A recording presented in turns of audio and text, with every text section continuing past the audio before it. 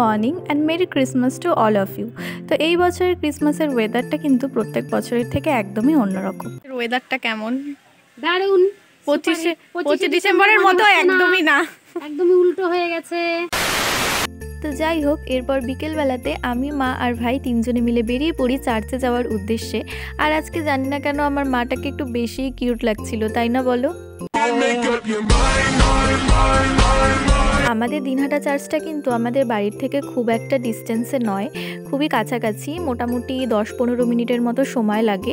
তো সেই কারণে আমরা টোটোতেই চলে গিয়েছিলাম। কিন্তু হ্যাঁ, চার্চের সামনের যে রাস্তাটা মানে গলিটা, ওই গলিটাতে কিন্তু মারাত্মক রকমের জ্যাম লাগে প্রত্যেক বছর।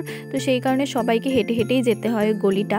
আমরাও হেঁটে হেঁটেই চলে গিয়েছিলাম। আর আমার নজরে পড়ে যায় এই কিউট কাপলটা। এরপর আমরা চার্চের ভিতরে গিয়ে যে মোমবাতিগুলো জ্বালাবো সেগুলো চার্চের বাইরের একটা দোকান থেকেই কিনে নিই। আর এটা হলো আমাদের দিনহাটা চার্চের ভিতরটা। সত্যি বলতে প্রত্যেক বছর কিন্তু এতটাও ভিড় হয় না, এইবার একটু ভিড়টা বেশিই ছিল, কারণ যেহেতু এইবার খুব একটা ঠান্ডা পড়েনি, তো সেই কারণে বেশিরভাগ লোকজন আর কি আসতে পেরেছে। যাই হোক, এরপর আর কি আমি, মা আর ভাই তিনজনে মিলে মোমবাতিগুলো জ্বালিয়ে সামনের মধ্যে লাগিয়ে দিলাম। যদিও বা আমি মোমবাতি লাগানোর আগে একটু ঘুরিয়েও নিয়েছিলাম, পরে আমি একজনের থেকে শুনলাম যে এটা নাকি ঘোরাতে হয় না। কি আর করব বলো, বাঙালি ব্যাপারটা ভিতরে থেকেই গেছে। যাই হোক, এরপর চার্চের ভেতর থেকে বেরিয়ে আমরা চলে আসি চার্চের পাশের এই মাঠটাতে। আমাদের দিনহাটা চার্চের পাশেই কিন্তু এরকম একটা সুন্দর মাঠ আছে।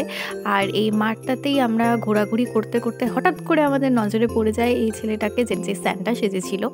আর ক্রিসমাসের দিন স্যান্টার সঙ্গে দেখা হয়ে গেল।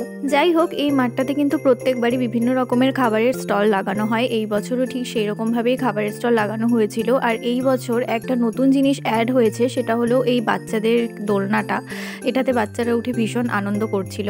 আর সেই সাথে সাথে আরও একটা জিনিস অ্যাড হয়েছে, সেটা হলো এই সেলফি স্টিকটা। তো দিদিটা সেলফি স্টিকটাতে এরকম ভিডিও বানাচ্ছিল।